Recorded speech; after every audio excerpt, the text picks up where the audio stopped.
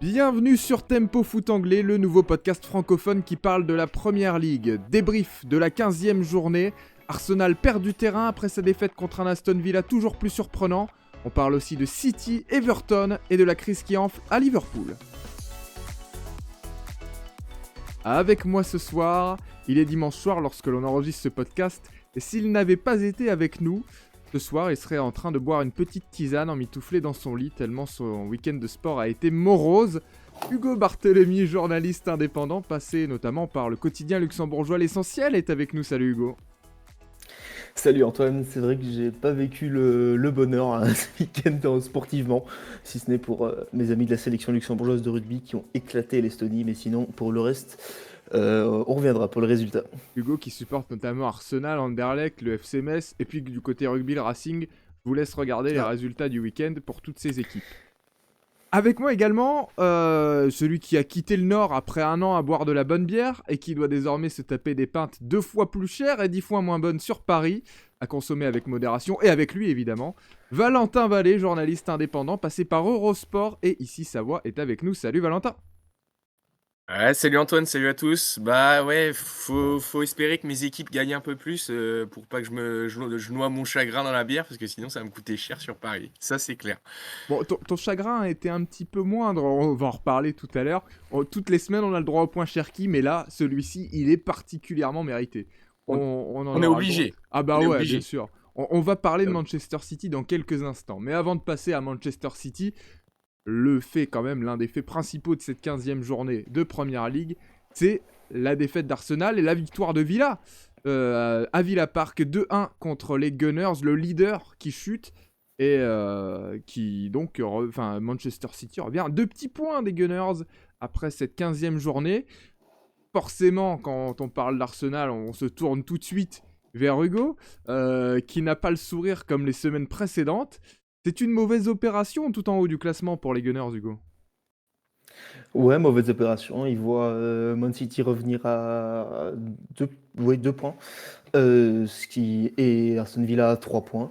Même si derrière l'écart se creuse avec d'autres, il y a encore il y a 2 équipes qui sont très proches et c'est de manière générale une mauvaise opération parce que sur les 3 derniers matchs à l'extérieur, Arsenal a engrangé 2 points. Alors oui, il y avait un déplacement à Chelsea, oui, il y avait ce déplacement à Aston Villa qui s'annonçait périlleux, mais pour un candidat au titre, c'est forcément une passe compliquée. Les Gunners traversent en plus, c'est aussi fortement lié à une période de blessure, mais il n'y a pas trop d'excuses à avoir. On a parlé de la profondeur de banc, les Gunners qui ont beaucoup de solutions à chaque poste. Et là, je pense que si après en première mi-temps, ils se font surprendre par Villa qui met beaucoup d'intensité dans ce match.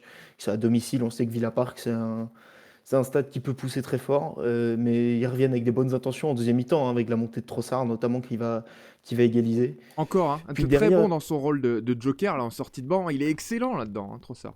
ouais, franchement, il est assez exceptionnel. Il monte avec une rage de vaincre. C'est son 50e but en première ligue, hein. On ne se rend pas compte, mais il a quand même été, que ce soit du 50, côté de ouais. Brighton ou du côté d'Arsenal, il s'est quand même construit un sacré tableau de chasse.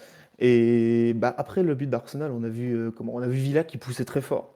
Et j'avoue qu'au bout de 10 minutes, je me suis dit qu'Arsenal avait réussi à laisser passer l'orage, avait résisté, ils y remettaient un peu le pied sur le ballon, ils étaient à nouveau dangereux. Mais jusqu'à la 80e, on se disait que le match pouvait basculer d'un côté ou de l'autre. Franchement, les 2 équipes étaient en jambes. On voyait Fin un de très beau match match de folle. Première Ligue, hein. Ouais, fin de match Faut être folle. honnête. Ouais. Faut être honnête, on voit un très beau match de Première Ligue, mais si je compte les arrêts de jeu, je pense que dans les 10 dernières minutes, c'est Villa qui prend le dessus, clairement. Arsenal commence à perdre ses duels, et puis, comme je l'ai dit, Villa Park, je pense, a joué un rôle, hein. Ils ont poussé très très fort. Et puis, je pense que ce dernier but de Buendia, il vient crucifier les Gunners, parce que ça part d'un ballon un peu perdu bêtement en touche par Hincapié, et puis derrière, il y a une frappe, 2 frappes, 3 frappes, les Gunners n'arrivent pas à se dégager, et il fallait bien que ça arrive, quoi. Le cafouillage un peu dans la surface. Enfin, il y a eu plusieurs frappes, hein, arrêtées par Raya, stoppées par un défenseur. Et puis finalement, Buendia qui arrive à transpercer David Raya, à trouver les filets. Au grand malheur d'Hugo, malheureusement. On aurait aimé le voir avec le sourire, mais pour le suspense de cette première ligue, on est content de te voir un petit peu tirer la tronche, hein, je suis désolé. Ouais. Oui, comme gros match, tu parlais de Raya, gros match de Raya et surtout de son homologue en face. On avait un gros match de gardien qui a aussi participé du coup au fait que ce soit un match absolument fou parce que voilà, ils ont maintenu le suspense jusqu'au bout, quoi. On parlait du retour de Bizot, enfin on parlait de Bizot notamment la semaine dernière. Le retour Ouais, de et- Emiliano Martinez, Un écart de exceptionnel. niveau, hein. Exceptionnel. ouais, Emiliano il y a, Martinez, il y a qu'on un l'aime ou avec qu'on et l'aime sans pas. Martinez, hein. Ah ouais. Qu'on l'aime ou qu'on l'aime pas, il va faire encore plus du bien à cette équipe de Villa qui déjà est en très bonne forme. 3e de Première Ligue, tu le disais. C'est exceptionnel de voir Aston Villa à ce niveau et de continuer à performer chaque semaine. Avec en plus un effectif... Il n'y a pas de buteur attitré dans cette équipe d'Aston Villa. C'est-à-dire que chaque joueur va venir marquer son but. La Buendia qui offre la victoire justement. Watkins qui a été excellent, encore une fois, qui n'a pas marqué, un petit peu frustré, mais qui a été excellent. Tout de suite, justement, tu parlais de la défense, on en reparlera un petit peu après. Mais le premier slalom, là, aux alentours de la 10e minute, Oli Watkins qui vient jouer de la défense, on a compris que ce serait très compliqué pour les Gunners parce que enfin, il est très en jambes, même s'il ne marque pas, encore une fois. Là. Et puis donc, cette victoire face aux Gunners, j'étais assez impressionné de les voir à un tel Ouais, niveau de jeu. comme un petit manque de confiance quand même hein, pour Watkins, parce que franchement, je pense que le Watkins il y a 2 saisons, il y a but, hein. Franchement, sur son slalom, la Ah, 10e. après, Raya la sort bien quand même, hein. Enfin, comme je dis, pour moi, enfin, ça se voit que c'est un attaquant qui est en train de se chercher parce que il y a 2 saisons, il était irrésistible et je pense que là, il pouvait même se permettre de se le Raya il y a 2 saisons. Donc voilà. Bon, il retrouvera peut-être ce niveau de confiance avec le niveau de performance de son équipe. Valentin, Ah, j'espère. c'est pas une surprise totalement, toi tu sens, enfin, Villa performe quand même très régulièrement au haut de tableau dans cette première ligue. Ouais, c'est ça, c'est pas tant une surprise, de les voir, gagner déjà contre Arsenal et puis d'être à la lutte pour le top 4. Ça fait quand même 3 ans, hein, qu'ils sont à la lutte pour ce top 4. L'an dernier, ils étaient en Ligue des Champions, ils font quart de finale, ils tombent contre, le PSG. Il manque le top 4, au dernier match, une défaite contre Manchester United, bon, je pense qu'ils l'ont encore un petit peu en travers de la gorge. Ils ont eu du mal hein, d'ailleurs à se remobiliser en début de saison. Ils avaient aucune victoire en 6 matchs. Et là, par contre, le rouleau compresseur, il est lancé. Ils sont sur un mois de novembre exceptionnel. Ils ont perdu le 1er novembre contre Liverpool et depuis, plus rien ne les arrête. On est en décembre hein, maintenant, Et attention. Hein. oui, on est en décembre, ouais. Bah, ils Donc peuvent ça fait continuer plus sur, d'un mois. sur cette dynamique, ouais. Ouais, complètement. Et puis, je trouve que Unai Emery a fait vraiment du bon boulot, notamment en défense. C'était quand même un peu le chantier d'Aston Villa. Et là, il a trouvé quand même une ligne de 4 derrière qui est très performante. Cash, Konza, Torres, Digne aussi, mais qui n'a pas joué contre Arsenal. Mais en tout cas, c'est très solide. Il y a un gros collectif. Le banc aussi, je l'ai trouvé, a fait beaucoup de bien là, face à Arsenal. Que ce soit Sancho. Il- Enfin, ouais, franchement. Tous les feux sont ouverts pour Aston Villa pour aller, dans le top 4 encore cette saison, hein. On l'évoquait justement, je pense qu'on parlait de slot. On disait qu'Unai Emery était un entraîneur qui aimait ses équipes où vous n'êtes pas vraiment, vous n'êtes pas le leader du championnat, mais vous êtes toujours en embuscade là pour jouer les Coupes d'Europe et comme il l'avait fait notamment si bien au FC Séville, et d'ailleurs ça n'avait pas marché au PSG parce que le PSG était déjà leader peut-être, et ben peut-être qu'avec Aston Villa il a retrouvé justement ce genre d'équipe qu'il affectionne tout particulièrement. Le mélange est très réussi en tout cas en ce début de saison. Ouais. Et, et en plus, c'est que ce début de saison, j'ai vu que beaucoup de gens disaient que voilà, Unai Emery, souvent, ça ne dure que 2 saisons. C'est qu'au ses débuts, Arsenal était très bon aussi, hein. Mais il avait justement récupéré un Arsenal un peu malade, un peu en délicatesse.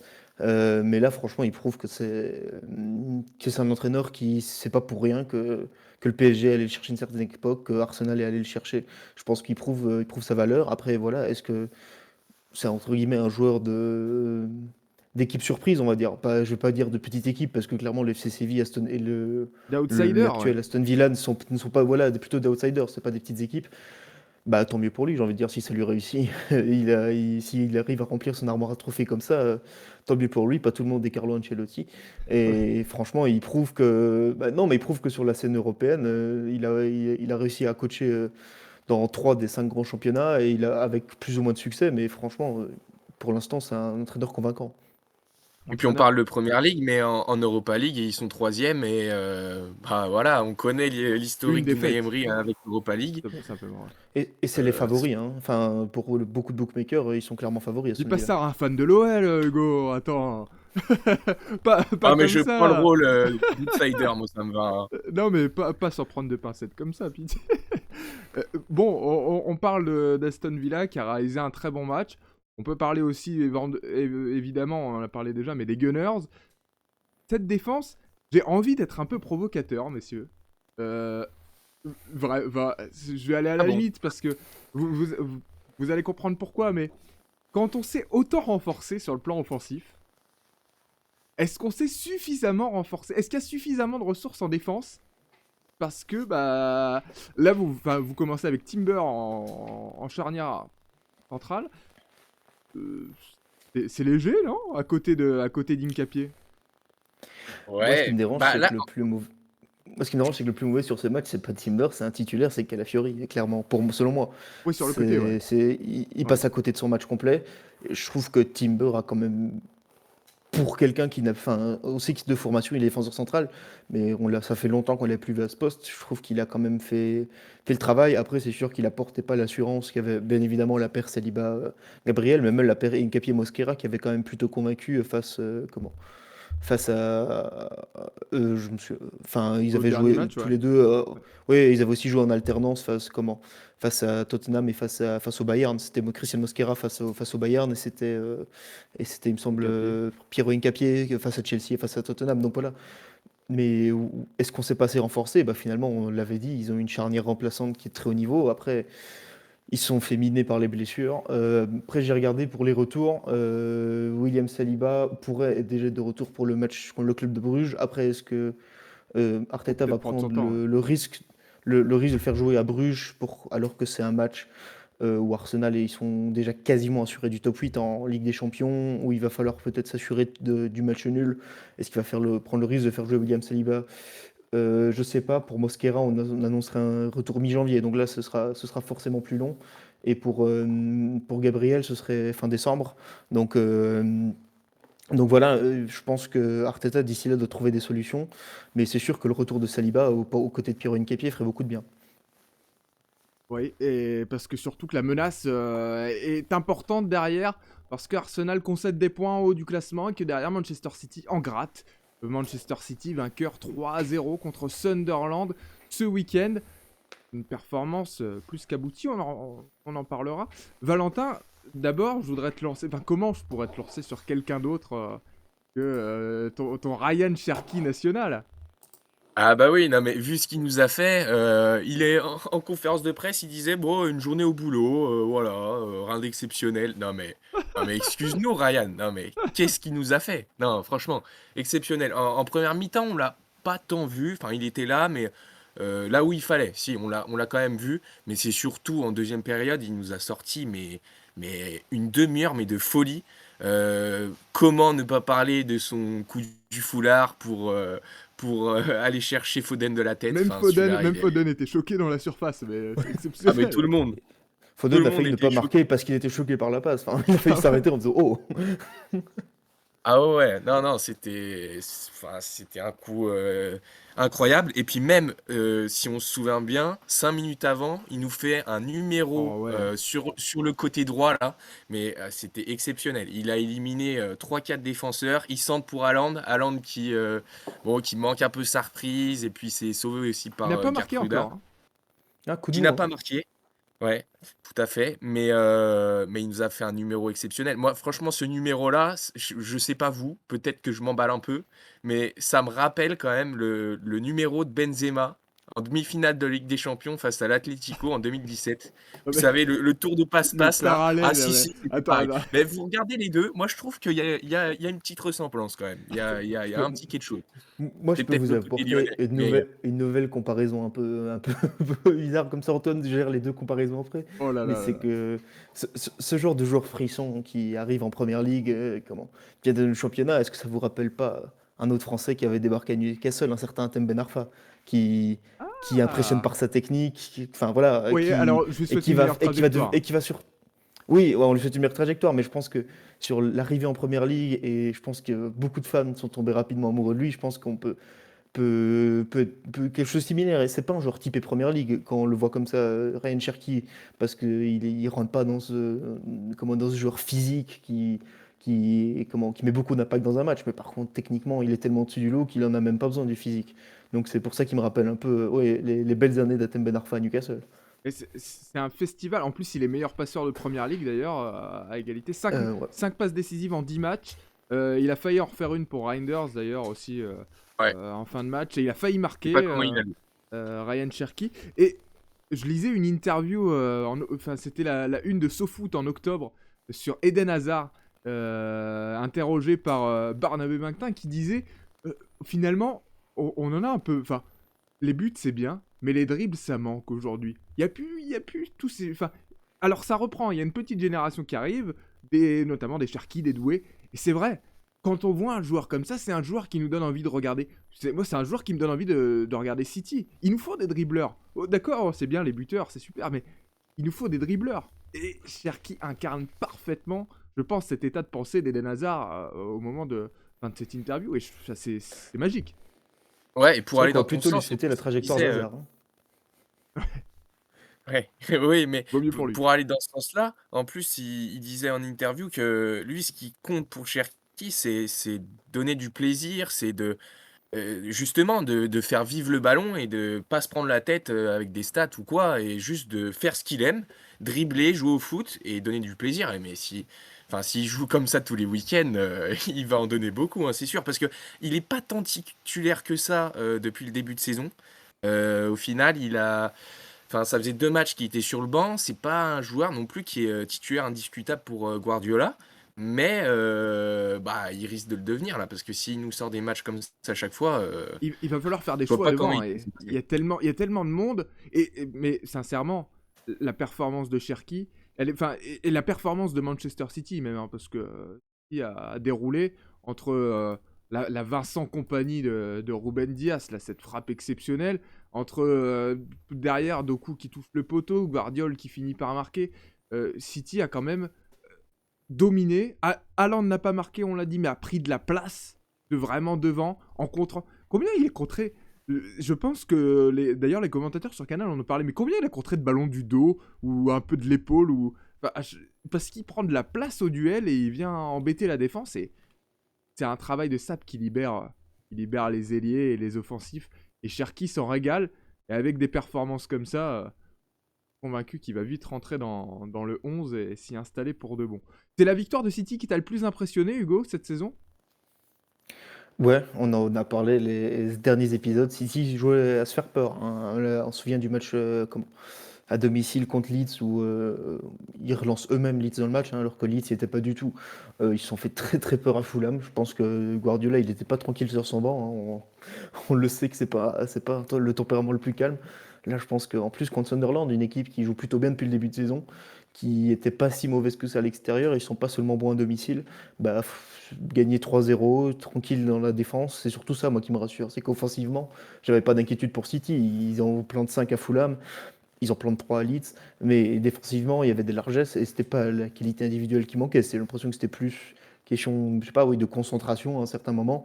Là, ils ont fait un match complet, ils ont fait un match total, ils ont gardé le contrôle du match tout du long, ils n'ont pas vraiment perdu, ils n'ont pas perdu, comme je disais, contre une bonne équipe en plus. Donc pour moi, c'est un peu un match référence sur lequel Guardiola doit construire. Et puis, on va en parler de est-ce que Cherki va prendre la place de titulaire. J'ai envie de dire tant mieux pour lui, parce que le match référence, il arrive avec lui en tant que titulaire. Donc c'est peut-être en plus, ce sera, comment, ça plaidera encore plus en faveur de sa cause, je pense. Deux grosses parades de Donnarumma simplement, hein, parce que tu disais... enfin, deux Oui, grosses mais parades, enfin, c'est déjà pas mal, mais enfin, il n'a ça pas reste de eu la autre première ligue, chose à entre faire. guillemets. Il n'y a Ouais. jamais de match complètement contrôlé. Et ça reste Mais ils Sunderland se en sont plus, pas hein. vraiment fait peur. Oui, c'est ce que je dis. C'était une très bonne équipe en face. Donc pour jouer une équipe comme ça et qui est toujours dans le top 8 de première ligue, je trouve que c'était vraiment ouais, un match référence. Ils sont vraiment pas fait peur. Je pense qu'à aucun moment ils se sont dit qu'ils allaient perdre le match, quoi. J'ai hâte de voir le retour de Ryan Aït-Nouri là, sur le côté, parce que vous le rajoutez à cette équipe, c'est encore plus festival. Ouais, je suis quand même Franchement, très convaincu par O'Reilly, hein. Enfin, je trouve qu'il fait vraiment. Enfin, il sort un peu de nulle part. Il fait quand même un super début de saison. ouais, mais Aït-Nouri, c'est un niveau technique et un niveau, en plus de connaissance de la Ouais, première ligue qui est... ouais. À Wolverhampton, il Mais était O'Reilly, exceptionnel. ouais, mais c'est sûr. Non, c'est sûr. Mais O'Reilly, il nous fait un peu une Louis Kelly la saison dernière, quoi. On le voyait Ah, pas venir et puis ça finalement faisait ça devient longtemps. un titulaire. Non, ah non, Il mais revient. il aurait pu être Louis Kelly aurait pu être de n'importe quel autre club. Je l'aurais cité. Mais c'est le fait de comment.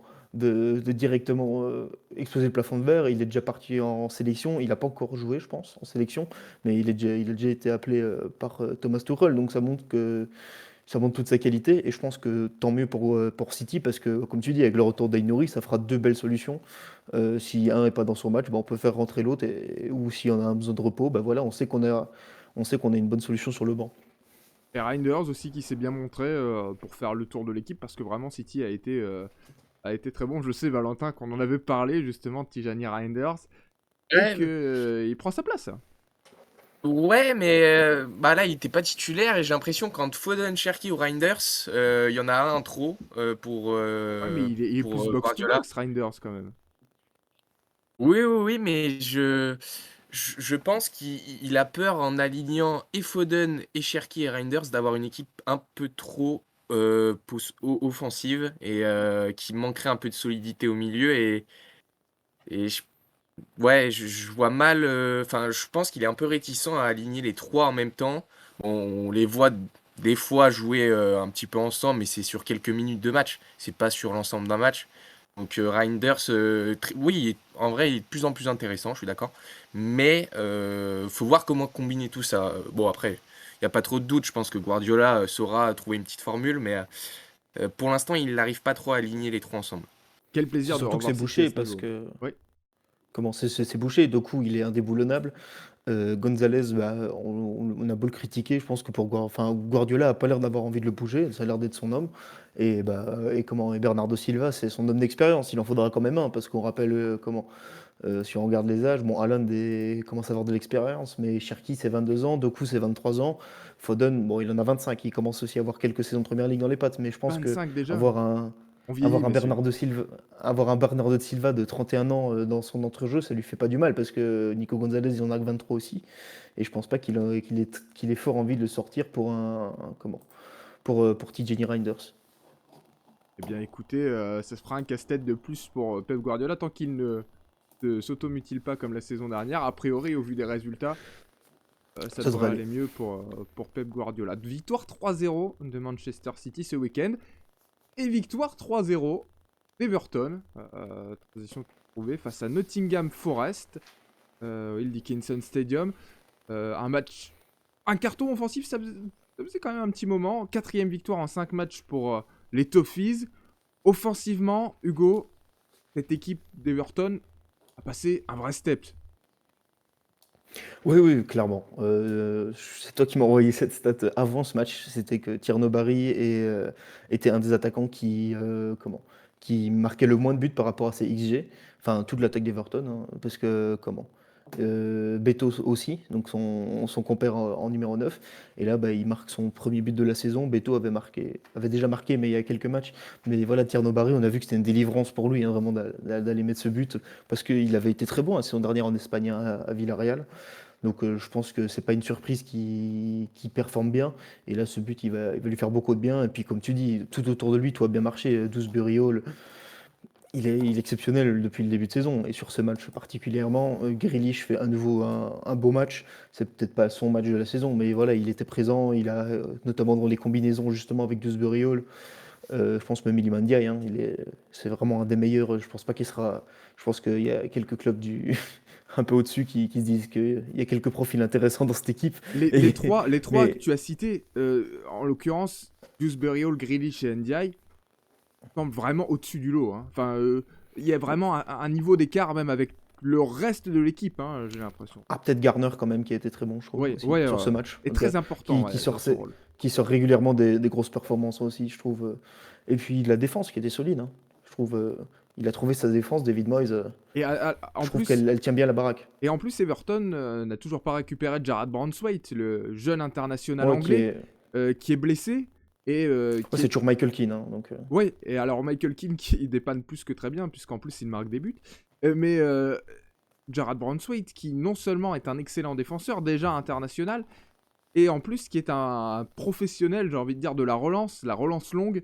Alors avec des joueurs devant qui vont vite et qui vont dans le dos, derrière ça peut offrir des opportunités de centre et faire briller encore Tierno Barry. Justement, tu en parlais, Tierno Barry, but libérateur pour lui. Parce que il avait un vrai manque de confiance et il le disait justement, heureusement que je suis à Everton parce que les fans me le pardonnent, ce manque de confiance et ce manque de réalisme. Effectivement, il était criant, mais ça fait plaisir de le voir remarquer et de le voir avec le sourire, le buteur français. C'est le fruit d'un très bon mercato hein, aussi, ce bon début de saison d'Everton qui est sixième, Valentin.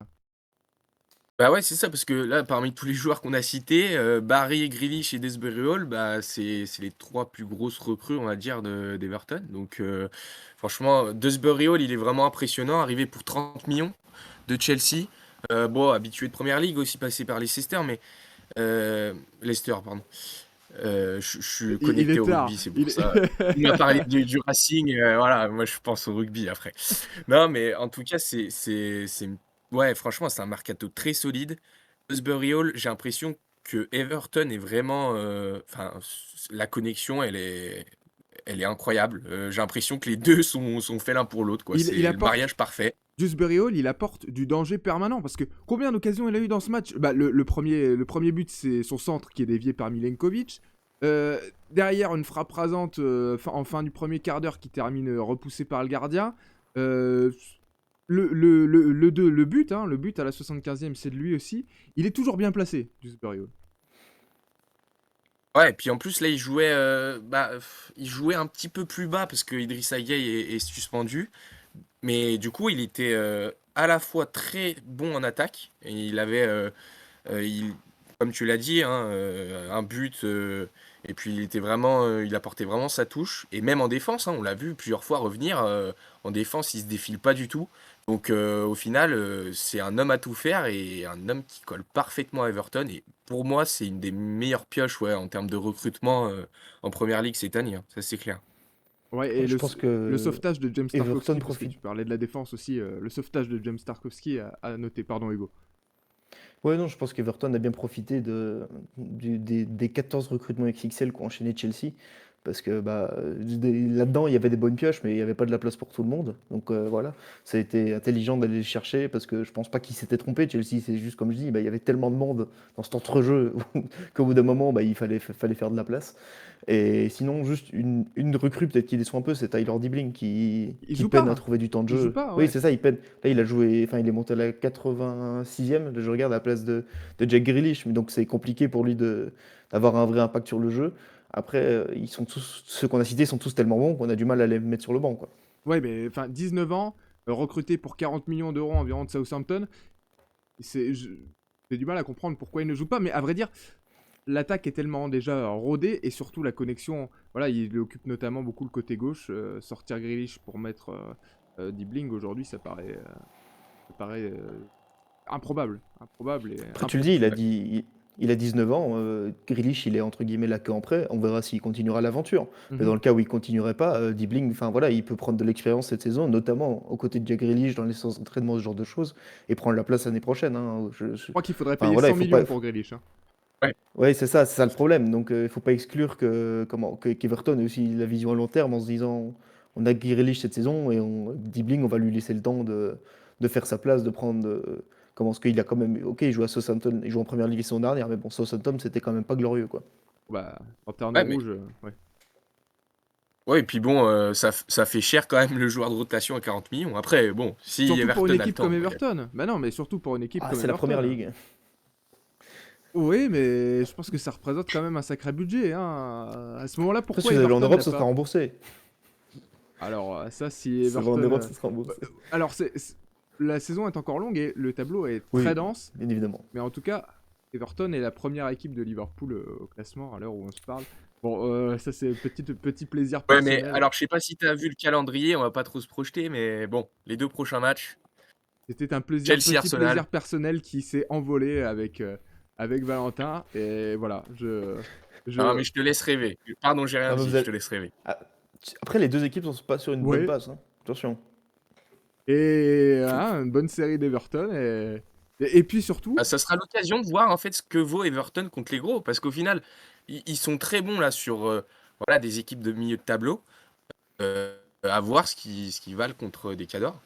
Bah, c'est vrai qu'il y a eu défaite à Man City, défaite à domicile contre Tottenham. Il y a eu cette victoire à Man U, mais bon, enfin, on se souvient du match de les Man U. Et circonstances, il y a ouais. eu cette défaite, il y a eu cette défaite à domicile contre Newcastle. Donc bon, C'est vrai que entre guillemets, les Cadors, il y a pas de gros résultats pour l'instant, mais voilà, et là, ils ont 2 matchs pour prouver que leur place est dans ce top 8 de première ligue, on va dire.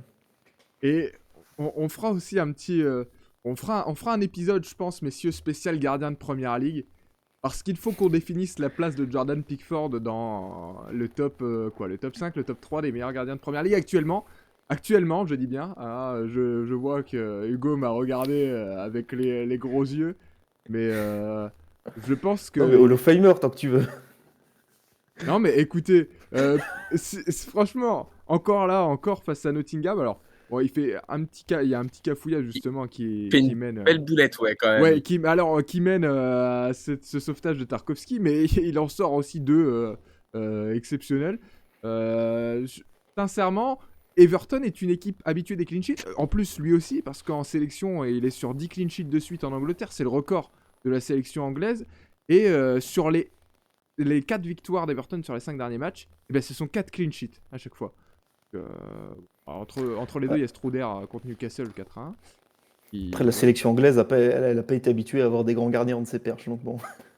Battre les Ah, records, c'est pas. moi, j'ai le souvenir de Robinson. Je peux te dire que je jouais sur PES 6. Hein, là, c'était grandiose. Attention. Hein. Et qui se souvient de James? Qui se souvient de James à l'Euro 2008? Ah, ils étaient même pas qualifiés à l'Euro 2008. Bah, je sais pas où alors, mais Coupe du Monde 2010, je pense. On va parler de Joe Hart, on va parler de Ramsdale parce que lui aussi, il y est passé. Ah non, je pense qu'on peut se faire une spéciale gardien de première ligue, messieurs. C'est à noter parce que il y a des choses à dire. Et on pourra même parler d'un Alphonse Areola qui est resplendissant en ce moment, mais on se perd. Clairement. On se perd. Parce qu'on se perd aussi parce qu'on doit aller de l'autre côté de la Mersey où le deuxième club de Liverpool, pardon, je ne voudrais pas faire de... Mais l'autre club de attention. Liverpool, non mais l'autre club de Liverpool, le Liverpool FC, a été tenu en échec 3-3 sur la pelouse de Leeds. Un match complètement dingue. Toujours la crise à Liverpool. On va notamment parler de Mohamed Salah, mais déjà un match au scénario complètement fou. Et encore une fois, à Elland Road, hein, Hugo. Ouais, toujours. On avait dit que. Comment? On avait quand même dit. On avait annoncé une série compliquée pour Leeds. Ils s'en sortaient 4 sur 9, franchement, ça va.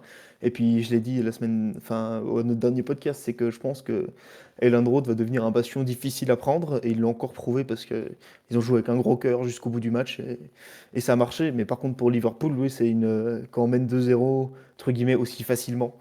Et qu'on a cet effectif-là sur la pelouse, on peut pas se permettre de se faire remonter comme ça, surtout quand on remet un coup d'accélérateur pour repasser devant, en plus derrière, on doit le tenir ce match, et là Liverpool, une nouvelle fois, ça semble être dans la confiance, quoi. Valentin s'est quand même régalé, je crois, hein, parce que tellement la première Ah mi-temps oui, a on s'est été- régalé par contre. Ah bah, enfin, ce scénario était... Ouais, le scénario était fou et puis j'ai trouvé qu'au début, je me dis, bah là, c'est le scénario parfait pour Liverpool pour se relancer en fait. On a un doublé d'Ekitike en quelques minutes, Liverpool qui mène 2-0. Bon, on s'est mis à croire que bon, c'était On, peut-être la première pierre à l'édifice pour on le est très retour proche du de 3-0. Liverpool. On est très proche du Ouais, très 3-0 en proche du plus. 3-0. Perry qui sort Et une grosse puis parade.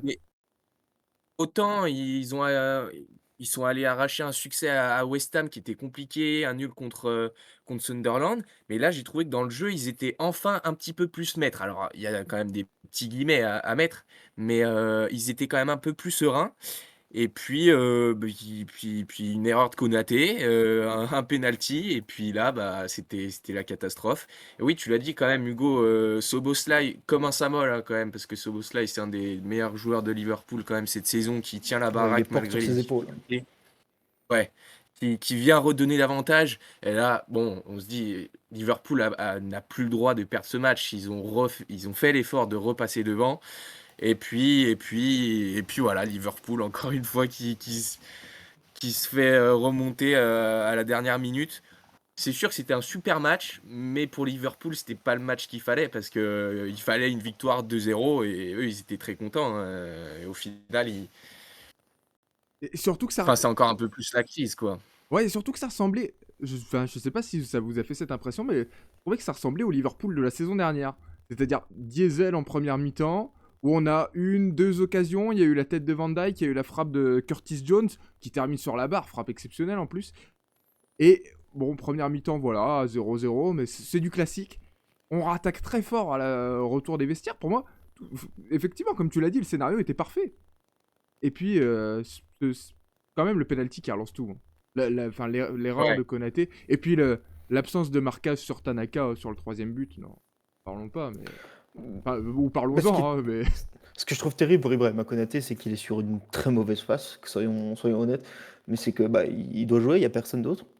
Enfin, Joe Gomez et Montojo, c'était mauvais. Donc, enfin, j'ai envie de dire, c'est même pas quoi. Arnaud Slot peut lui dire non, mais va te reposer de week-end, va penser à autre chose et reviens. Bah non, il faut jouer, il n'y a personne d'autre. Donc, c'est ça le pire, c'est que j'ai l'impression que Ibrahima Konaté, il va pas s'en sortir cette saison. Enfin, il est sur le terrain et chaque match, il perd un peu plus en confiance. Donc, j'ai l'impression qu'il voit pas le bout du tunnel.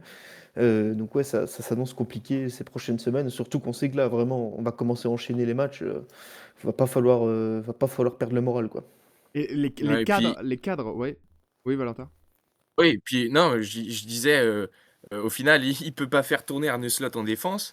Et finalement, c'est en attaque où il peut faire tourner. Et c'est de là aussi que viennent les remous, qu'on va en parler dans quelques instants, mais avec Ah, Mohamed ouais. Salah. Donc, Les cadres au final, perdent c'est de pas la une bonne chose confiance. non plus. Oui, les cadres perdent de la confiance, et non seulement en défense, mais aussi et surtout en attaque. Et Mohamed Salah est en train de provoquer un petit séisme dans le vestiaire de Liverpool. Tu t'es noté, je crois, quelques petites déclats. Oh là, je t'ai revu sauter sur l'écran du PC pour aller repiocher les déclats, Hugo. Ouais, je les ai, Enfin, t'inquiète c'est quand pas. même. Elles étaient sous la main. Ah ben, je te laisse nous lire. C'est absurde, non?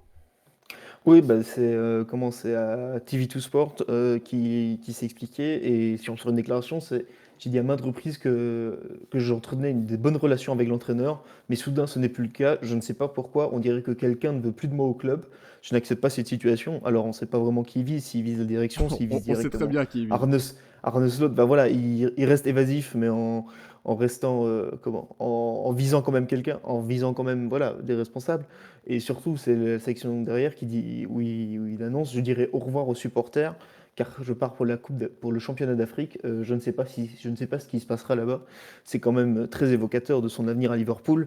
C'est-à-dire qu'on n'est même pas sûr qu'il reviendra de la CAN et qu'il y a une grande probabilité qu'il parte dès le mercato d'hiver. Et c'est vrai que c'est terrible pour Mohamed Salah. C'est devenu tellement, enfin, il a quand même acquis le statut de légende hein, du côté de Liverpool, mais du côté de la première ligue tout court. Et Liverpool a tout fait pour le C'était prolonger cet été en lui offrant un contrat mirobolant. Ouais, c'est Ouais, ça, c'est ce qu'il reproche aussi, hein. Lui et Van Dijk ont été prolongés et je me souviens que certains avaient émis des doutes en disant ils sont plus si jeunes que ça. Enfin, les prolonger, c'est peut-être un risque. Enfin voilà, moi je me disais qu'ils sortaient d'une saison très bonne, les deux. Pourquoi ce serait un Excellente. problème? Oui, Excellente. c'est ça. Pourquoi ce serait un problème de prolonger Van Dijk et Salah? Finalement, le problème, il était peut-être là. Est-ce qu'il prend trop de place dans ce vestiaire où on a voulu insuffler du sang neuf? Je sais pas. Mais en tout cas, visiblement, il y a un problème Mohamed Salah à Liverpool. On s'attendait pas à dire ça un jour, quoi. Et surtout au vu de la saison qui venait de sortir, parce que même si Liverpool avait été éliminé en huitième de la Ligue des Champions par le PSG, en première ligue c'était rouleau compresseur, ou en tout cas c'était injouable. Et surtout, Mohamed Salah était à un niveau auquel on ne l'avait pas vu depuis plusieurs saisons et qu'il avait perdu même sur les dernières années de Jürgen Klopp. Donc Arne Slot semblait avoir totalement relancé Salah. Qu'est-ce qui s'est passé et que faut-il faire? Parce que comment on règle ce problème Salah en cours de saison? Là, on imagine que ça ne peut rien se passer au mercato d'hiver, mais alors qu'est-ce qu'il faut faire? Mais surtout que moi, je trouve que ce qui m'étonne, c'est que Salah, c'est un joueur qui. C'est pas un joueur qui dégage de l'arrogance, ce genre de choses. C'est un joueur qui semble quand même assez humble.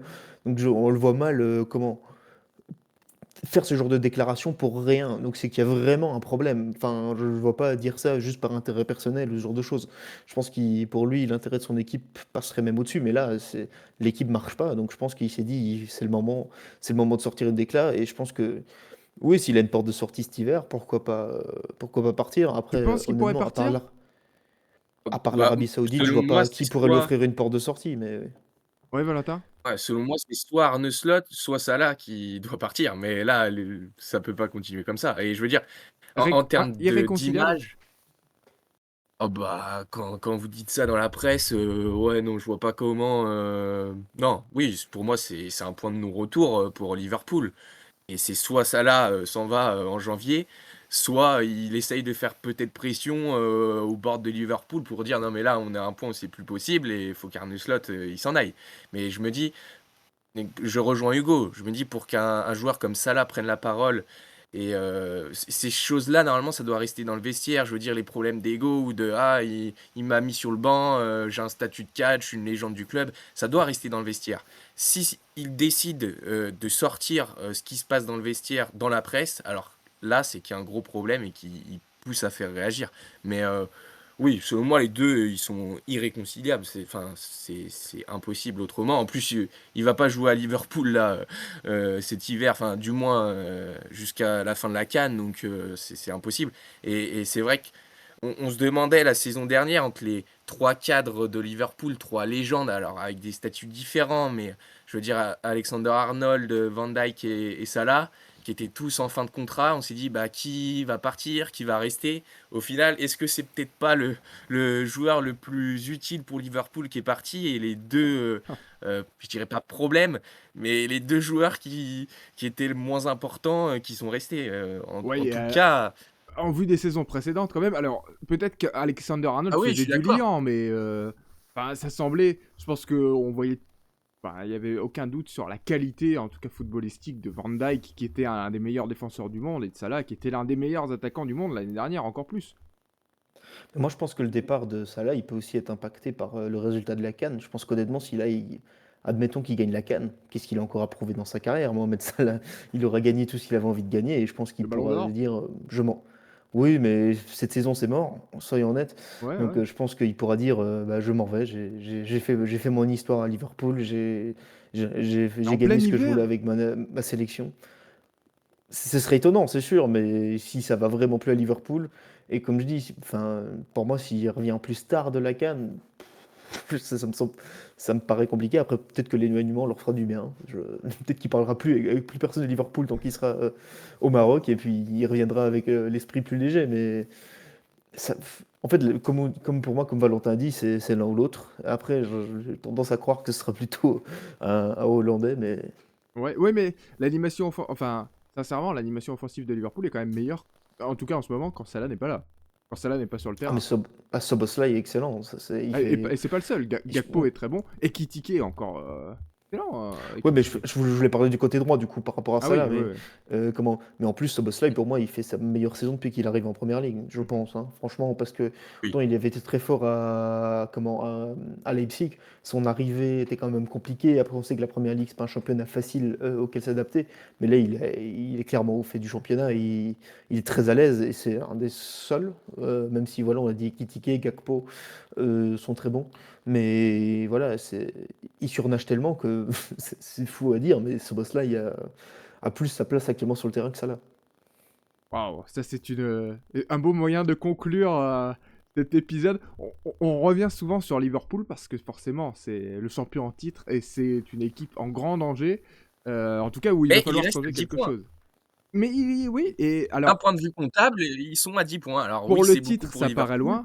loin. Pour le titre, Ouais. ça semble compliqué, mais pour arracher, une place en Ligue des Champions, il y a rien d'impossible, hein, donc Oui, parce que c'est pas non plus rédhibitoire, hein. Liverpool a 23 points, Crystal Palace premier, enfin quatrième du classement et donc premier provisoire, enfin qualifié provisoire en Ligue des Champions est à 26, donc il y a 3 points d'écart. Ouais, c'est Si ça, une il y a rien mauvaise de perdu. saison, si la qualification en Ligue des Champions par la Première Ligue est une mauvaise saison, bon, certes, c'est Liverpool, donc on en attend beaucoup, surtout après la saison dernière, mais s'il y a la Ligue des Champions au bout, c'est quand même pas rien. Oui, mais même ce club, ils sont repassés par l'Europa League, hein, ça a quand même jamais posé problème, parce que j'ai l'impression que Jürgen Klopp, il avait une confiance infinie, que ce soit de ses joueurs ou de son board. Aujourd'hui, j'ai pas l'impression que ce slot-là, aussi parce qu'il a depuis moins longtemps, et puis il a pas non plus, il n'est pas arrivé avec le palmarès de Jürgen Klopp non plus sur le banc, donc voilà, à voir qui sera le fusible. On le disait, c'était compliqué de virer un entraîneur la semaine dernière parce que le calendrier était resserré. Là, il y a une semaine, rien n'est tombé aujourd'hui, mais Liverpool ne joue pas avant ce week-end, donc voir quel sera le sort pour Arne Slot. Mais Et, on, et- on lui avait entre guillemets réclamé un 6 sur 6, il a fait un 4 sur 6 où on s'est dit ça peut encore passer. Et là, j'ai l'impression que le 5 sur 9, il est plus compliqué à défendre. ouais, et si jamais il y a licenciement ou il y a du nouveau, évidemment, on vous en tiendra informé le plus rapidement possible. Et voilà, on fera une petite spéciale en fonction des événements. Mais Ouais, parce que là, il y a match face à l'Inter, il y a match face à l'Inter demain à Milan et ils reçoivent Brighton du coup ce week-end. Donc c'est pas non plus des matchs faciles. non, et bon, Brighton n'a pas montré grand chose aujourd'hui. Ça m'a Non, c'est infligé vrai, cette mais purge avec Valentin, mais mais j'ai le bonheur de l'avoir raté. ah bah Ah oui, tant mieux pour t'as rien toi. manqué, hein, je Un t'assure. partout face à West Ham. Justement, avec un but de Rutter au début du temps additionnel qui a permis l'égalisation de Brighton devant son public.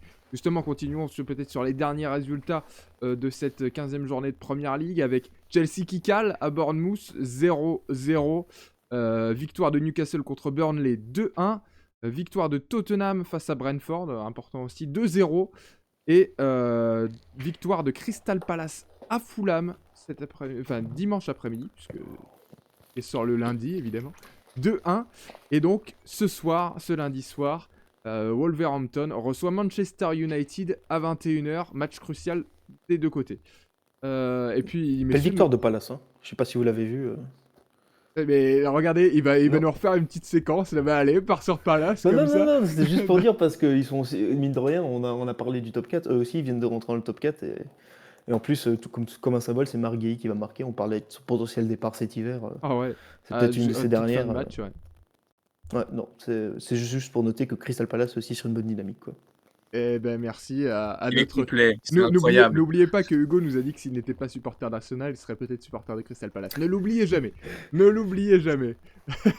Merci messieurs. On se retrouve a priori vendredi pour la preview de la 16e journée de championnat, sauf si il y a du mouvement du côté d'Arne Slot, et là on pourrait peut-être se retrouver un petit peu plus tôt. Mais en tout cas, au plus tard vendredi pour la preview de cette 16e journée de championnat. Merci messieurs, vous avez encore été très complets, on s'est bien régalé. Merci à vous, merci Valentin, merci Hugo. Et Merci Bah, Antoine. plaisir. le rendez-vous est pris pour vendredi, vous serez là? Bien sûr. Normalement, ça va. On est bien traité sur Tempo Foot, donc. Vous avez intérêt, je trouve une nouvelle présentation pour vous. Salut à On tous, sera là pour merci le downfall beaucoup. d'Arne Slot aussi. Bon week-end. Ouais, Salut, ciao, ciao.